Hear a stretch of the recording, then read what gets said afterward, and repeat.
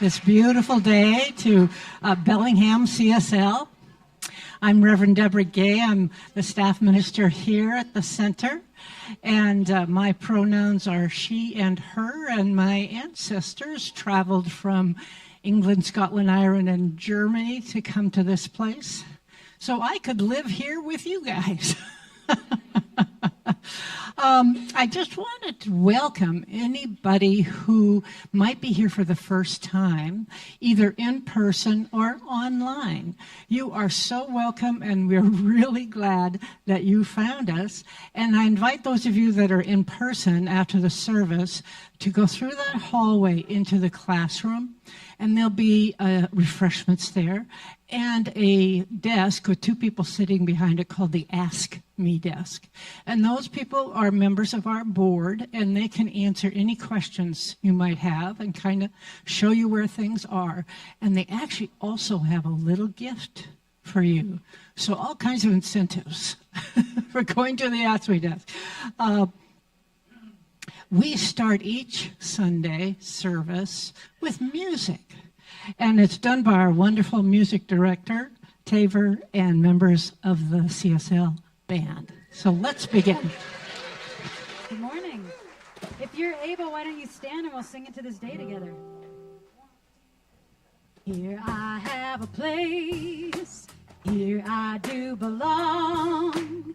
Here there is no separation. Here all is welcome, here I have a place, here I have a place, here I do belong, here there is no separation, here, let's sing that again. Here I have a place, here I do belong, here there is no separation, here all is welcome, here I have a place.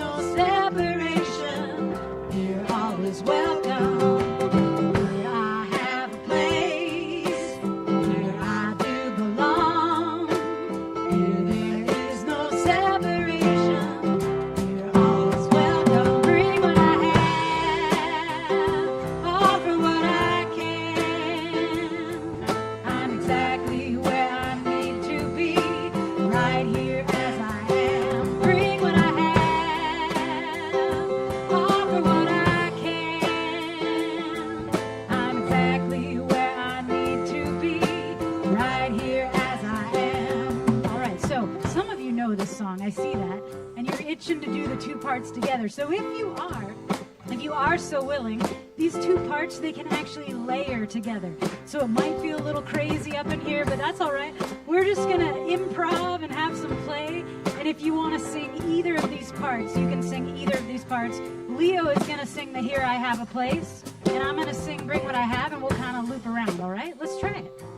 All right, first everybody on the Here I Have a Place. Here we go.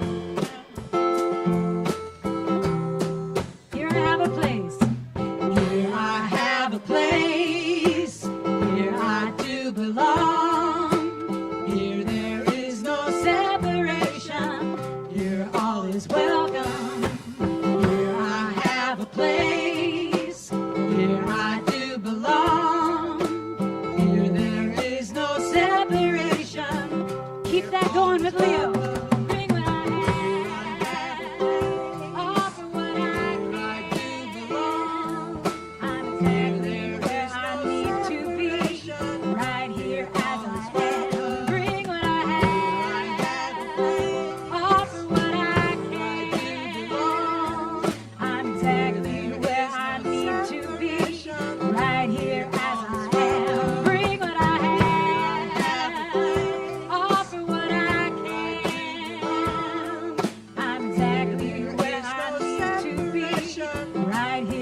Everybody, bring what I have, bring what I have, offer what I can.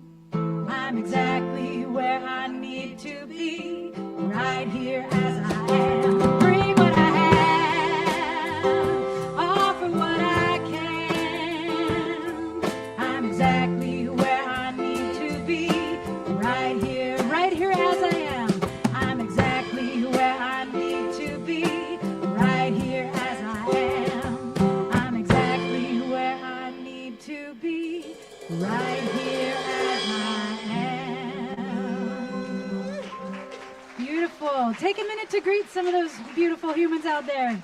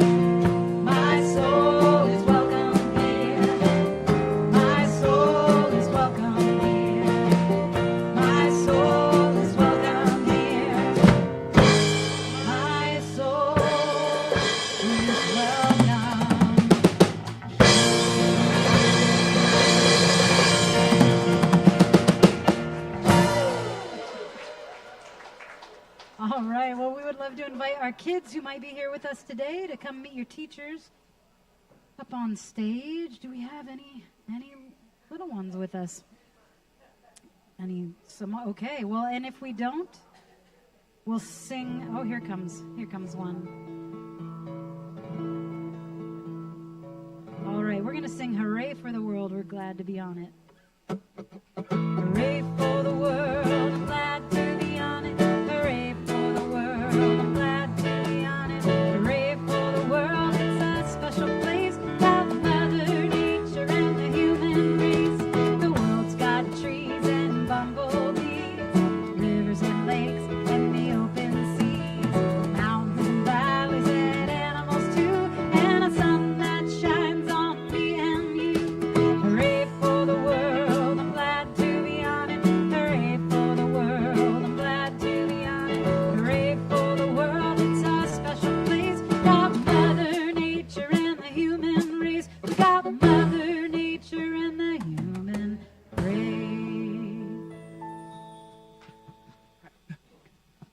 hear me? Hi, you can.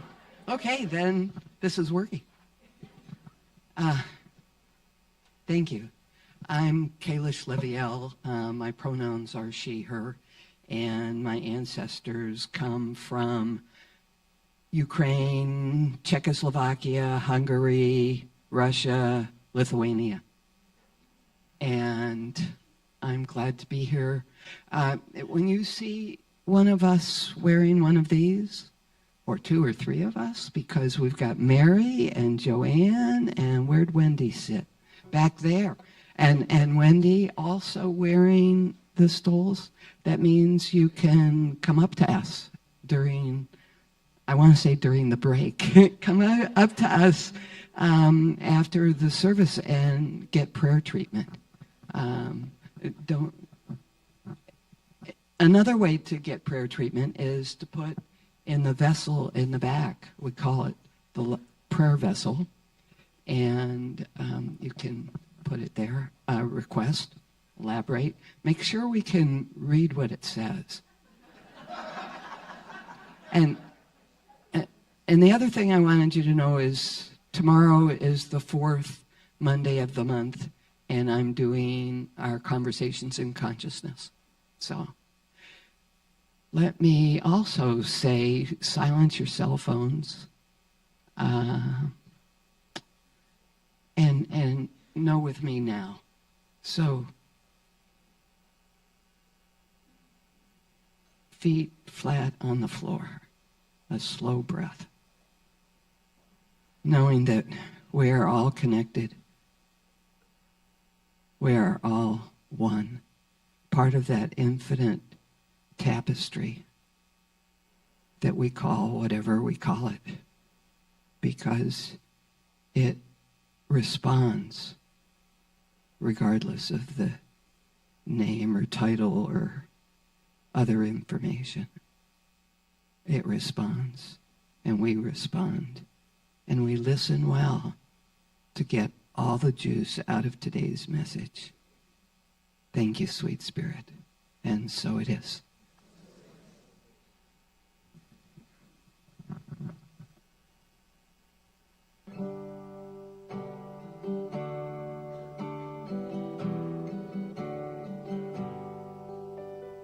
Loving Spirit dwells in me. This is my divinity.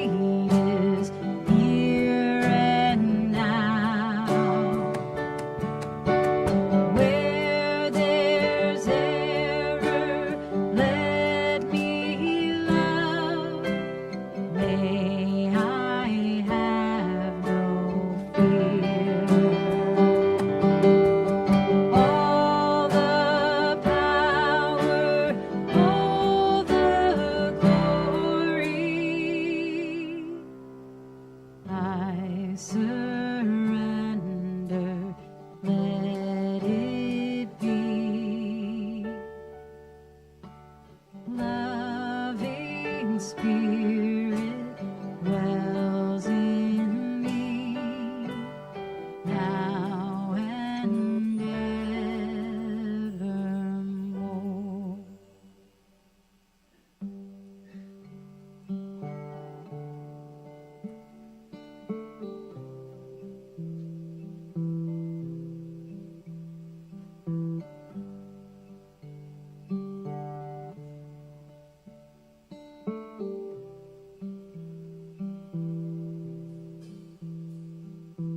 All of me designed to perfection. All of me beautiful and sacred. All of me a wonder, expression of the infinite. All of me, your light divine. All of me designed to perfection. All of me designed to perfection. All of me beautiful and sacred.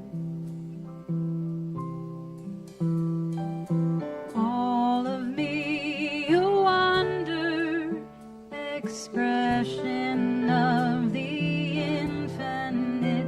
All of me, your light divine. All is love, all is light. All is love, all is light. All is love, all is light. All of me, your light divine. All of me designed to perfection. All of me beautiful and sacred. All of me a wonder,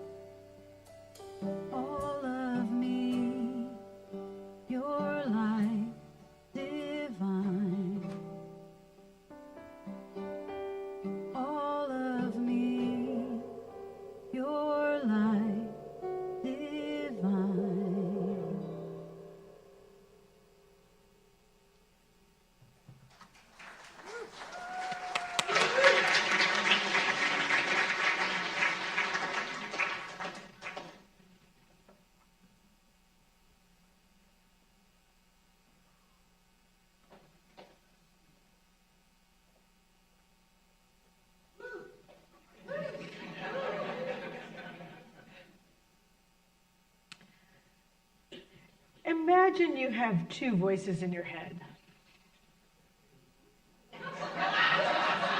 I know, only two. The first one knows exactly what it wants. It knows about that perfect relationship, that creative work that you know is your destiny. It knows about the right and perfect next step. It knows what abundance looks like. It knows what you're worth. It's not a loud voice. It doesn't need to argue. It just sits there knowing. And then there's that other voice. The other voice is very reasonable, very logical. It has a spreadsheet and knows your history. It knows what you've done. It remembers last time you tried something. It remembers. It remembers all the challenging outcomes and the sucky things that happened. It knows. It's not cruel. It's not a cruel voice. It's a protecting voice. And it's very, very good at its job. Many of us have been listening to that second voice for a long time, letting it rule our choices, our next steps, forgetting that that first voice is also there.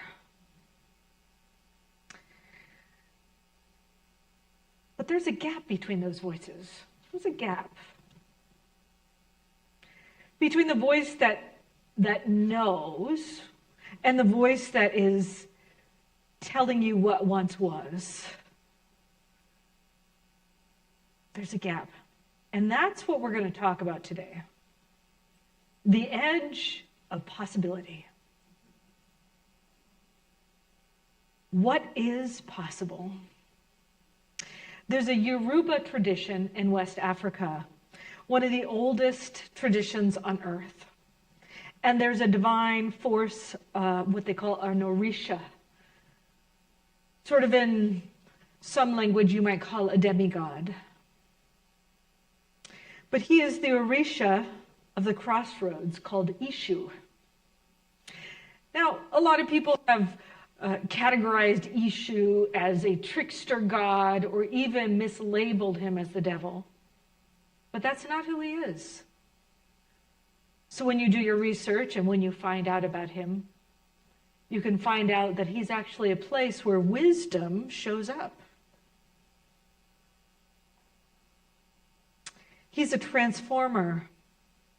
He's there the exact moment the known world runs out and the unknown is there. He's the place where the threshold is. He shows up at the threshold. And he knows that that threshold says inside of you, move forward. And what he does at that threshold, which might be a door, is he just opens the door. He doesn't say, go through the door. You have to go through the door. You must go through the door. It's just a door. The question is, do you want to walk through it? Do you want to go from the edge of the known into the unknown? What would be the highest and greatest good? And you might have had that moment where you don't know what to do. Maybe you're having that moment right now. Perhaps you have something in your life that you're questioning. What is my next step? What is the perfect right and next step for this particular situation? Maybe it's with your finances. Maybe it's with your health. Maybe it's in your relationship. Maybe you're caretaking for somebody. Maybe you're looking for a house.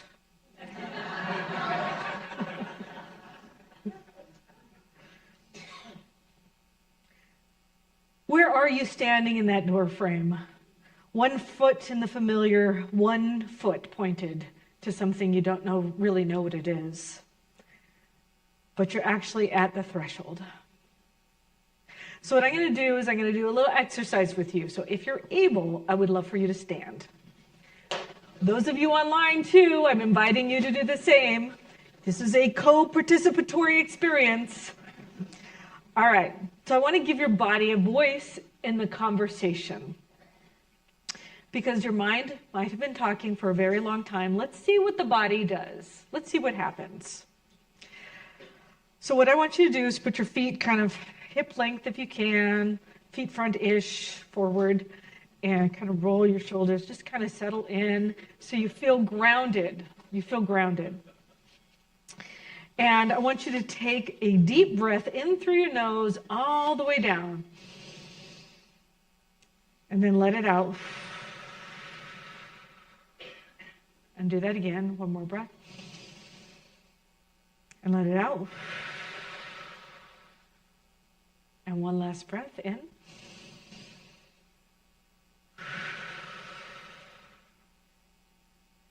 Now I want you, in this place of being comfortable and at ease, I want you to bring to mind something somewhere in your life where you feel stuck.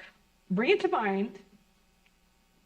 And in that place where you feel stuck, I want you to notice how your body is responding to that idea of that stuckness. Locate it in your body. Where does it live in your body? You might feel tightness or blockage in your throat or your jaw, your belly. Just find it. Feel its weight. Feel the texture of it. Just notice. No judgment. And now I want to invite you to try something. Instead of seeing this thing as a blockage, maybe a wall, I want you to imagine that wherever it is in your body, there's a door. There's a door. This is Ishu's door. And imagine Ishu just opens that door. And now the door is open. And ask your body, not your thinking mind, ask your body, what if this is not a blockage? What if this is a door?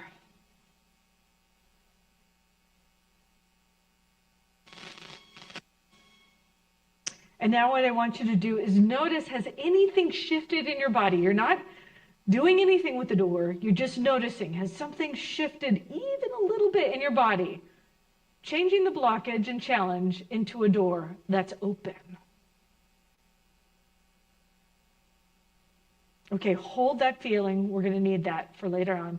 You may be seated.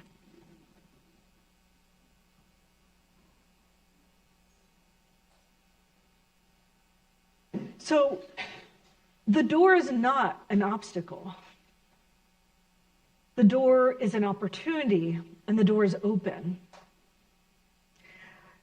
Nothing is required for more preparation for the door, only a step. One step. Now, I, of course, know this door frame very personally, and I have, many of you have been asking me about my home opportunities that have been coming up. So my home has been on the market for a week and a few days, and we have a buyer-ish. We've been going back and forth, and they were supposed to sign their papers yesterday, and they chose not to. So we're having another open house today for our house, and I am in this place of the spiritual practice because it's very uncomfortable, and as many of you who have sold a house and are in that in-between space, or it's the I don't know where I'm going, and I know where I want to have closure in my life, but I don't have that closure yet. And my question I keep asking myself is, if I was called to be in this particular place in Bellingham, would the universe conspire to support me? And if the answer is yes, which indeed it is, can I move forward with confidence? Do I know what it looks like yet? I don't. Do I believe that the universe actually is supporting me for my highest good? Yes, I do. Now, things may not happen on my timeline. Things may not happen in the way I planned them to happen. However, I have noticed that things always work out.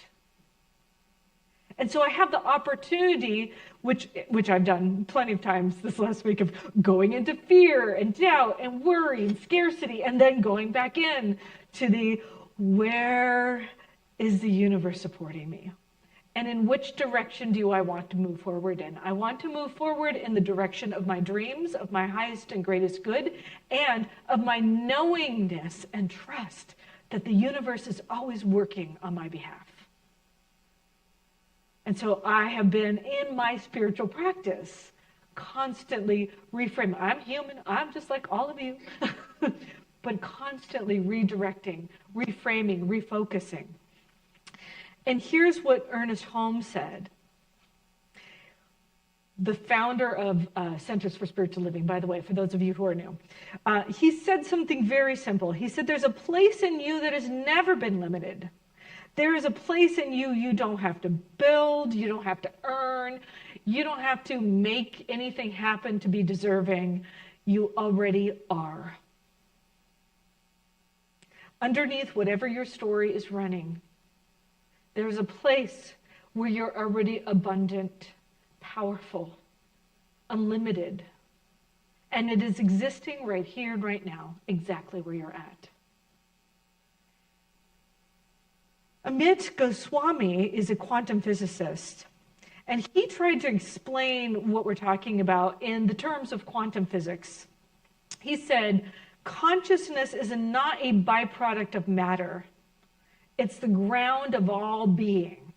So a lot of people think matter, the actual physical world, is what, consciousness evolved. Like matter came first, and then as evolution happened, consciousness came into being.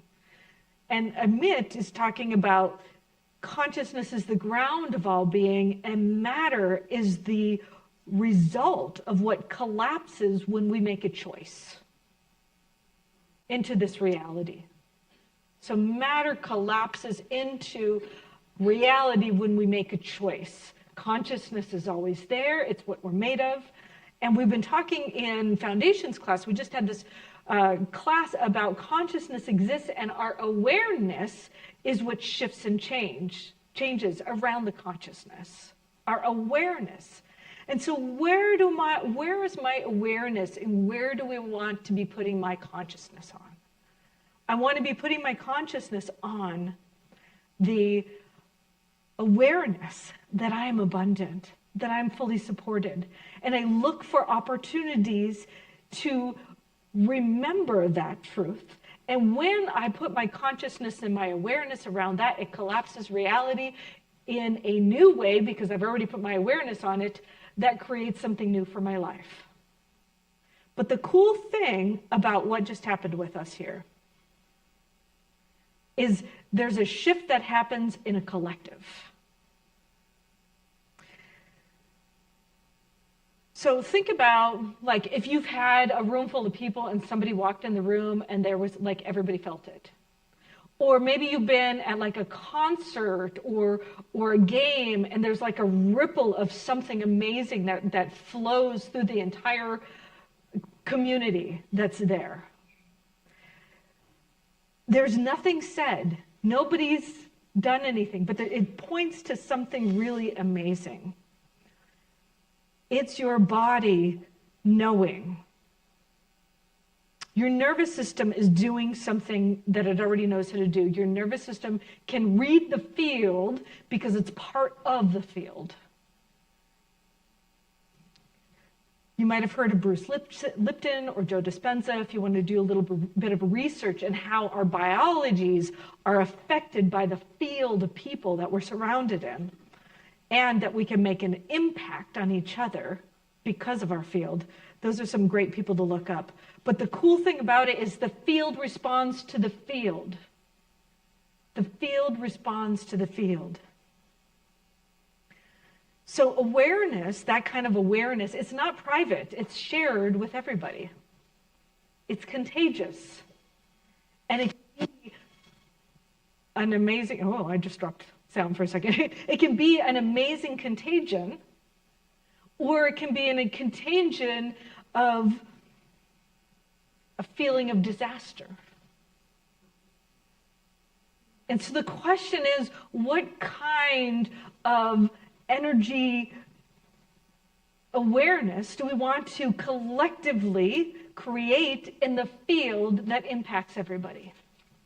Because we can be a place where that shows up. Huge shifts can happen when you get a collective together. That's what Bruce Lipton and Joe Dispenza do. They're scientists. They're biologists, and they do things on meditation, and they read people's, how their bodies are responding to collective meditation or collective intention. And they're amazed to find out that miraculous healings occur, amazing ahas or revelations occur. But it's just because we're already tuned in to the network. We're already a part of it all. There's a teaching in ancient Buddhism called Indra's net. And imagine an infinite net stretching in every direction. And right at the junction, there's a perfectly polished jewel. And that perfectly polished jewel reflects all of the other jewels. And every single jewel in the entire net, if you move one, everything shimmers. See, that's what this room is. That's what we are. Every single person here is a jewel. Every person who's loved and shaped you, they're a jewel. Every ancestor who carried something forward for you to be here is a jewel. What you carry in your awareness, it doesn't stay with you. It ripples into the net, and it changes the reflection of everybody else around you. And here's where it gets extra practical. Ernest Holmes wasn't describing just a beautiful idea. He was saying a spiritual law. In 1959, he dedicated a church. And this is what he said. And this is the same is true today as it was in 1959. He said, there is a law of good. There is a power in the universe greater than we are, and we can use it. And it will multiply its effects 1,000 times through the united consciousness of a group. And I think that's why people like coming to places like this. Because huge shifts happen. Amazing miracles occur, what we would call miracles. It's just what happens in the larger consciousness when we come together with a collective intention, tuning into that greater good, utilizing that power that's already available to all of us, but for a greater good for ourselves and for our community and for the consciousness of our country, for the awareness of our country, and for our world.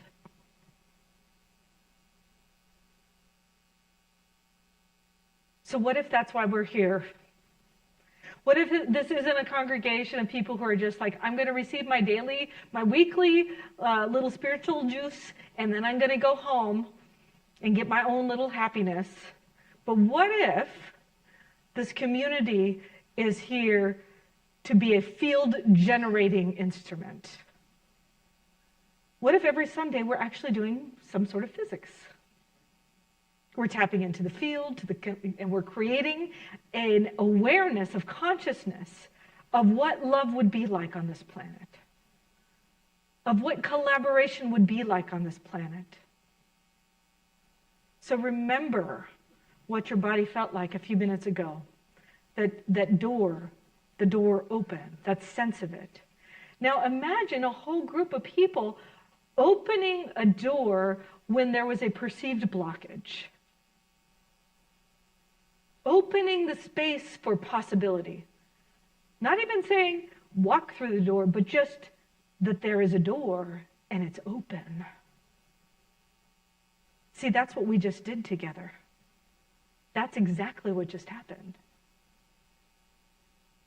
So where have you been trying to walk through the door alone, exhausted, thinking that you're making a decision on your own? And yet here, the whole net, the whole room has already opened it for you. Knowing that you're not alone, that there is a place of unlimited possibility that's available to you. And just shifting your awareness will allow that possibility to come forth.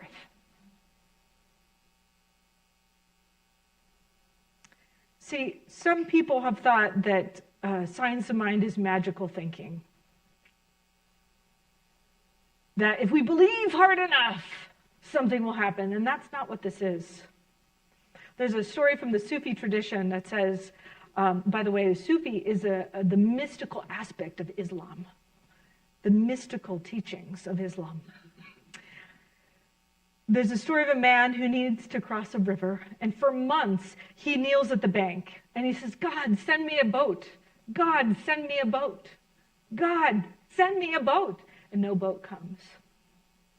And finally, he's really crying out, and he's like, why, God, why won't you send me a boat? And the river talks to him. Not God, but the river. The river is like, hey, there's a whole thing of trees behind you. You have an axe, and you have hands, and you've done nothing. And see, that's the thing, is that we are empowered with all of the tools. We just need to use them. So the opportunity is for us to step forward and to utilize the tools that are ever available. And if we can't see the tools, just to ask for clarity. Ask for support. Ask for this awareness to be shifted within you. And you can, if you don't believe in the word God, I'm totally okay with that. You can just call it the quantum field. You can call it nature. You can call it the universe. You can call it goddess. You can call it spirit. And it is infinite and ever available. It's filled with unlimited possibilities. And it's here for us to use it. But will we choose it?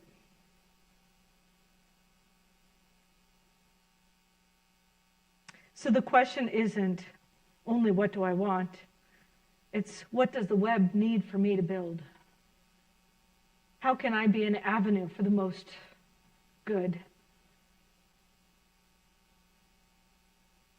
You have the axe, you have the trees, you have the hands. What are you going to do? So I have 3 practices this week for you. The first one is to every morning before you go into the news world, it's a huge opportunity before you shift your awareness to something else, put your feet on the ground, take 3 deep breaths, and you might find a stuck place and ask yourself, is this a wall or is it a door? And if it's a door, hold a vision for the world that you would love to see.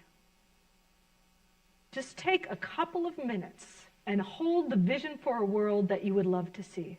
Not something that you're worried about, not something that upsets you, just what would you love? Lend your field to this vision. And the field responds to the field. That's the first thing. The second thing, move your feet.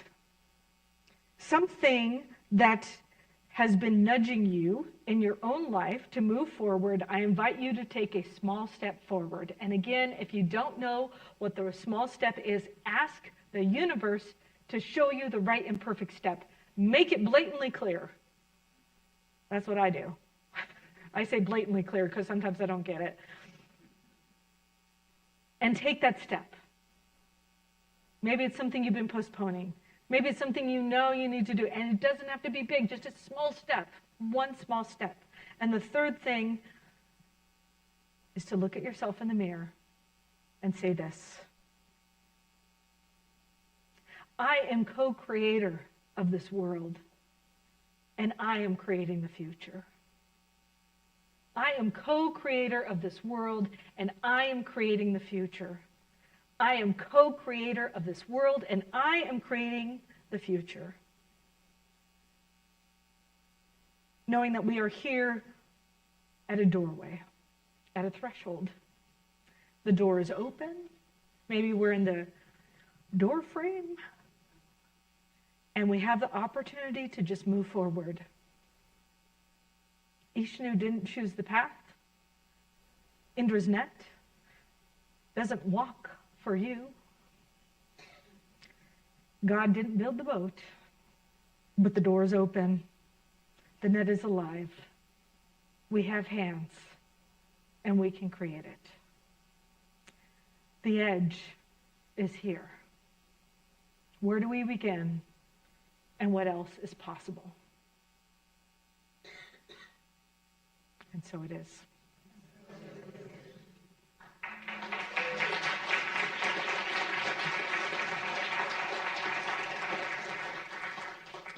Let's pray.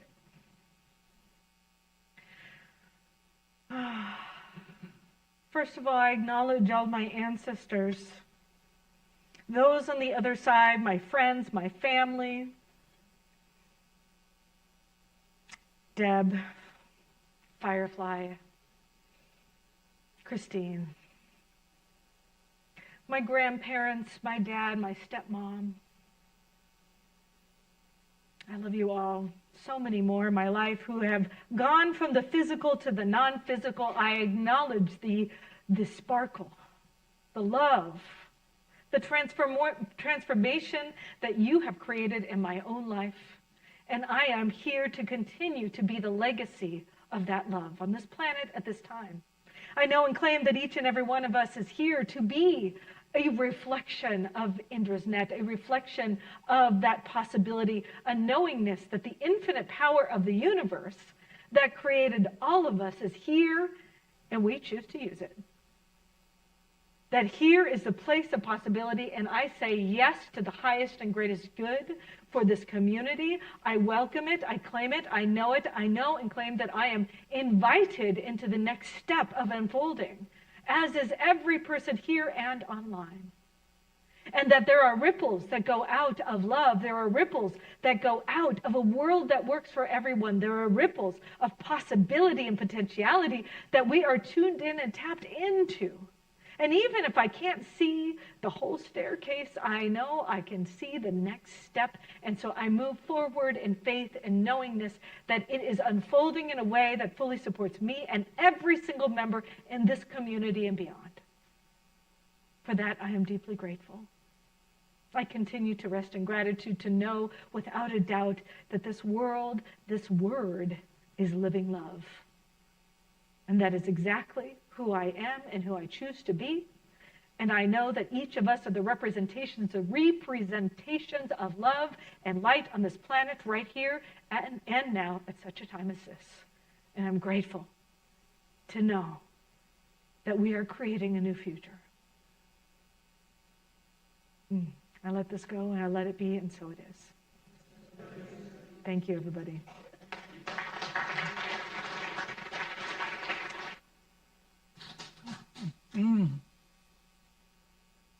Thank you for that beautiful talk, Reverend Abigail. Very rich.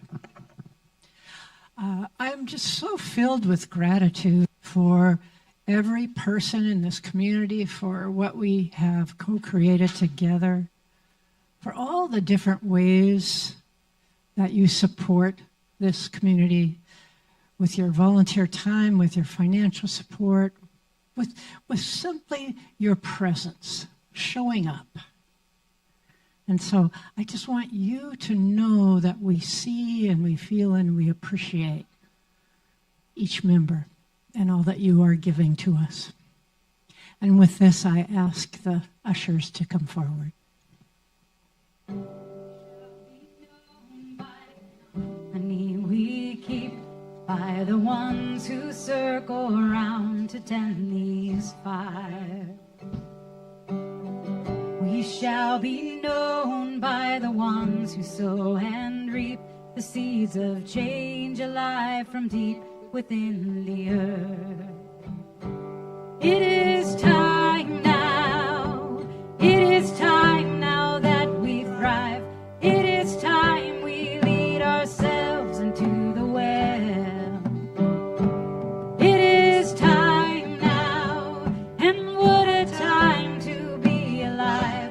In this great turning we shall learn to lead in love.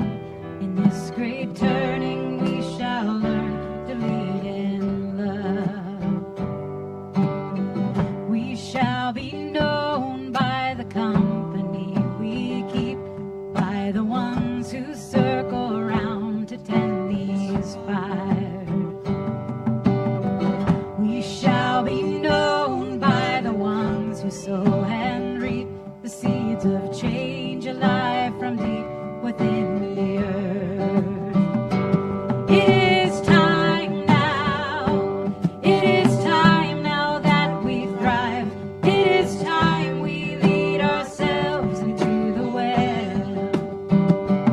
It is time now, and what a time to be alive. In this great turning we shall learn to lead in love. In this great turning we shall learn to lead in. It is time. It is time now. It is time now that we thrive. It is time we lead ourselves into the well. It is time now, and what a time to be alive. In this great turning we shall learn to lead in love. In this great turning we shall learn to lead in love. In this great turning we shall learn to lead in love.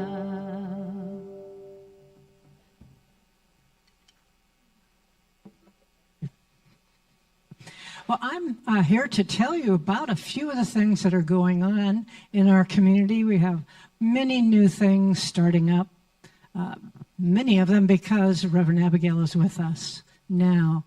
One of these is this 15-month class, which meets one time per month. And it's on this book, the 15 Commitments of Conscious Leadership. Now, it's really about how to make your life a success, but acknowledging that we live with each other.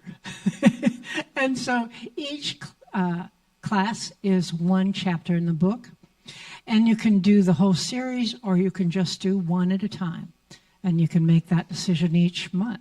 So this month's class starts on March 2nd for the Zoom class and March 3rd for the in-person class. And the topic is curiosity, staying open, wondering, and learning instead of defending and proving. So you can find out more information at the Ask Me desk, where you can also register for that. Next, we have the Spirit at Work group. That is a breakfast meeting of people who are interested in the topics of spirituality at work. And so this month's speaker is Carrie Jarda, who is a very person of great depth, a consultant, also happens to be married to Reverend Don Beatty, if anybody knows him. And her talk title is, Do You Want God in Your Paycheck? So that's March 4th. These are our early morning, 8 a.m., so you can have the session before you go to work. And again, more information at the Ask Me desk. We have a new thing to talk about. This is a music festival sponsored by the Interfaith Coalition. And guess who will be one of the musicians there? Tabor and the Bellingham Band, CSL Bellingham Band. This is a festival that will have 12 different congregations or communities coming together They expect about 150 people singing on that day. And we are just would so much love it if our community would support it by attending. There's no charge. They will take a donation. But it's going to be located at First Congregation Church in Bellingham on Cornwall Avenue, Saturday, March 7th at 3. So do come. I think that's going to be a great experience. So our next thing to talk about is there's a cookie dough making party.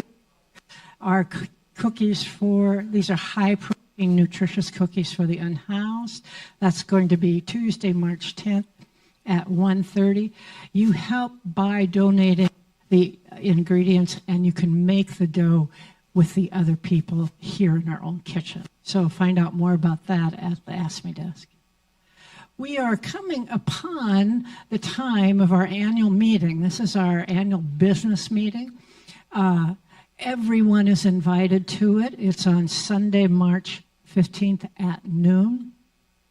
There are several things that happen in a business meeting, like reviewing all that we have done in the past year and highlights of our direction for the upcoming year, and also elections for the Board of Trustees. So do come. The elections, people who vote are people who are members. So if you happen to go to the membership class last week when it was held, make sure you get all your paperwork to Clara by March 15th so you can be a voting participant. This Sunday, Clara's in the room and monitoring. So tell her today. Okay, and here is, we announced this last week, but this is still probably maybe new to some people. We have grown enough to go to 2 services on a Sunday. Isn't that great? That's a wonderful thing. So we're trying out a new form. It'll start on March 22nd. There will be a first service that will be a contemplative, quieter service, kind of a meditative service, which will start at 9:30 in this room. It will be only 45 minutes instead of an hour. There'll be a meditation done by our practitioners. There'll be a reflective service by Reverend Abigail or whoever is our guest speaker. And no kids program at that service. Then at the second service, it will look very much like it currently is. Same time, 10:30, same format. It'll be in person and online. We will have these wonderful musicians with us. And it'll be a time of community. So know that you can go to one or both of these. And we have time to get ready for that change. So let us end this beautiful service with Tabor and the band. Thank you. Thanks. Can we give it up for these musicians who join me every week, and a smattering of them every week, but I feel so well supported by them every time I'm here, so thank you so much. All right, well, if you're able, let's stand and we'll sing Into This Day. 1, 2,